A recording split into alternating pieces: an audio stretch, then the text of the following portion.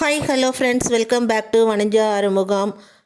Good morning. இன்றைக்கி என்ன நம்ம பார்க்க போகிறோன்னு பார்த்தீங்கன்னா, ஒரு சூப்பரான ஒரு டேஸ்டியான ஒரு சட்னி. கொஞ்சம் காரச்சாரமாக இருக்கும். அது இந்த கிளைமேட்டுக்கு சாப்பிட்றதுக்கு ரொம்ப சூப்பராக இருக்கும். இதோடைய காய் பேர் சௌச்சௌ. பொதுவாகவே இந்த சௌச்சௌ யாருக்குமே அதிகமாக பிடிக்காது. இது பெரியவங்களுமே இது விரும்பி சாப்பிட மாட்டாங்க. குழந்தைங்களுக்கும் இது ரொம்ப பிடிக்காது. அப்படிப்பட்ட நேரத்தில் இதை ஒரு சட்னியாக நீங்கள் அரைச்சி நீங்கள் தோசைக்கோ இட்லியோ இல்லை சாதத்துக்கோ போட்டு கொடுத்தீங்கன்னா விரும்பி சாப்பிடுவாங்க.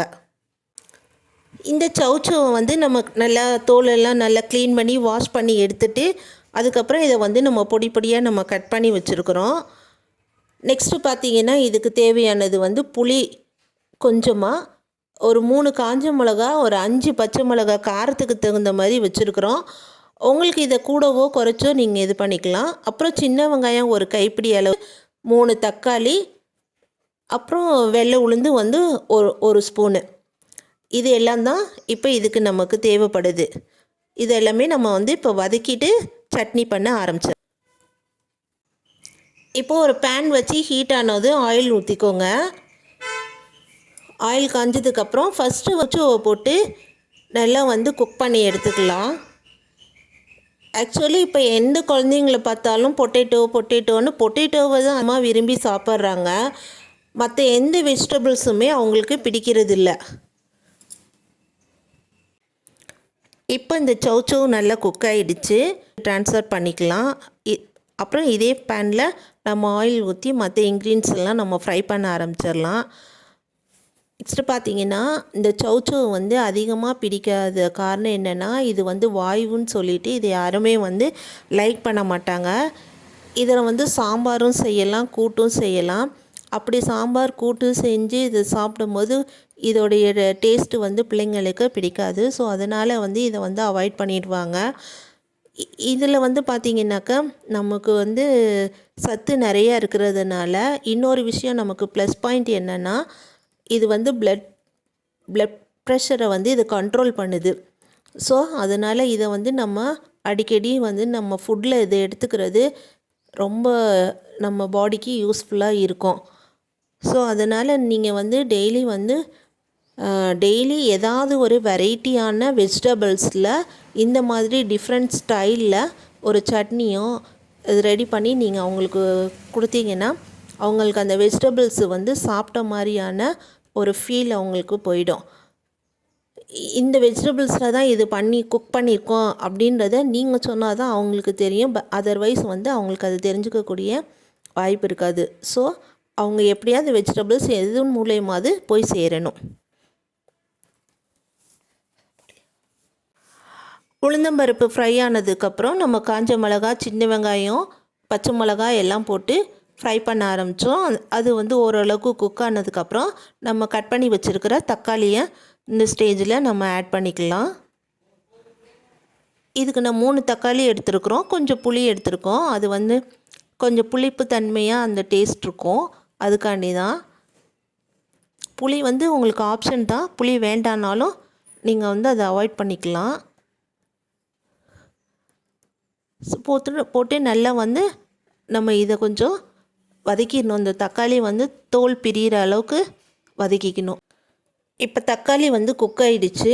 இந்த ஸ்டேஜில் நம்ம சட்னிக்கு தேவையான உப்பு போட்டுக்கலாம்.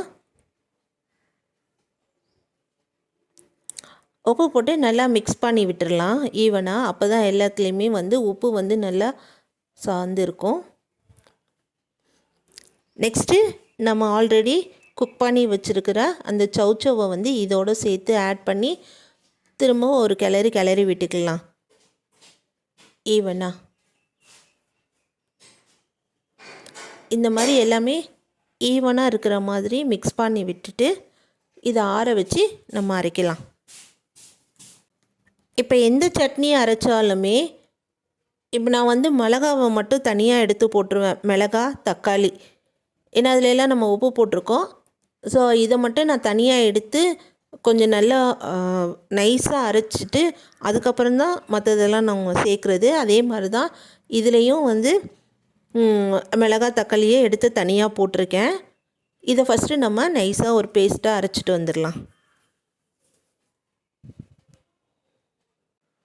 இப்போ இந்த மிளகாய் தக்காளியை வந்து நல்லா நைஸாக அரைச்சிட்டு வந்தாச்சு. இப்போ நம்ம அங்கே வதக்கி வச்சுருக்கிற வெங்காயம் சௌச்சௌவை வந்து இதில் எடுத்து நம்ம போட்டுக்கலாம். இந்த வெங்காயம் சௌச்சௌவை வந்து நம்ம கொரகொரன்னு தான் அரைக்கணும், நைஸாக அரைக்கக்கூடாது. இந்த சட்னியை இப்போ நம்ம வேறு பவுலுக்கு ட்ரான்ஸ்ஃபர் பண்ணிக்கலாம். இந்த சட்னியை வந்து நம்ம இப்படியே சாப்பிட்றதானாலும் சாப்பிட்டுக்கலாம், இல்லை இதுக்கு ஒரு தாளிப்பு கொடுத்து கடுகு உளுந்து பருப்பு அந்த க்ரன்ச்சியோடு சாப்பிட்ணும் அப்படின்னு நினச்சிங்கன்னா அது மாதிரியும் நீங்கள் தாளித்து இட்லிக்கு தொட்டு சாப்பிட்லாம். இட்லிக்கு சாப்பிட சூப்பராக இருக்கும். இது நான் மீதி இந்த ரைஸுக்கும் நான் சாப்பிட போகிறேன்.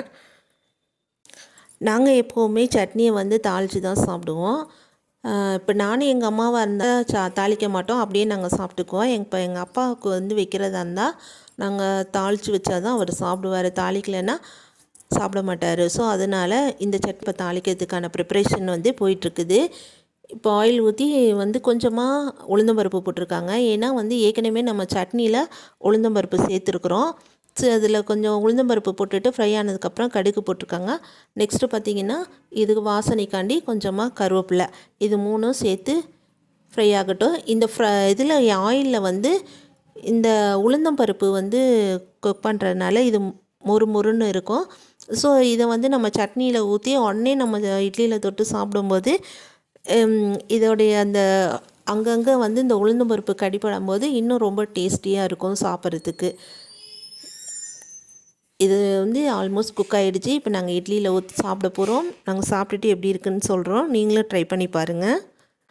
சுவையான சௌச்சௌ சட்னி இப்போ ரெடி ஆகிடுச்சு. நான் போடுற வீடியோ உங்களுக்கு பிடிச்சிருந்துச்சின்னா லைக் பண்ணுங்கள், ஷேர் பண்ணுங்கள், கமெண்ட் பண்ணுங்கள், முக்கியமாக சப்ஸ்கிரைப் பண்ணுங்கள். என் சேனலுக்கு கொஞ்சம் சப்போர்ட் பண்ணுங்கள்.